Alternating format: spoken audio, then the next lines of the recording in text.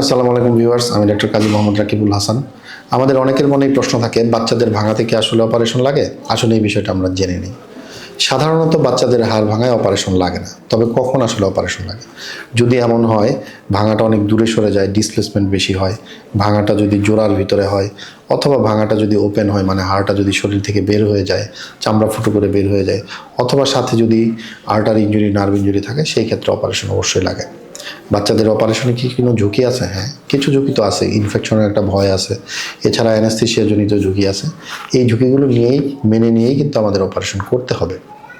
বাচ্চাদের অপারেশন এর ক্ষেত্রে একটা মনে রাখতে হবে, বাচ্চাদের হাড়টা কিন্তু বড়দের হাড়ের মতো না, একটু ভিন্ন।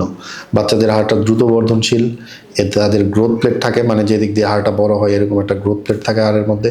এবং বাচ্চাদের হাড়ের যে কাভারিং বা পেরিওস্টেম, এটা সাধারণত মোটা থাকে। এই জন্যই সাধারণত বাচ্চাদের অপারেশনটা ইউজুয়ালি লাগে না। তবে যদি প্রয়োজন হয় অবশ্যই অপারেশন করতে হবে।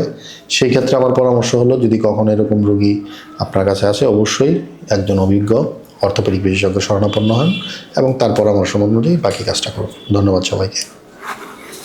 অবশ্যই মনে রাখবেন, বাচ্চার ভবিষ্যৎ সম্পূর্ণ আপনার উপর নির্ভর করছে।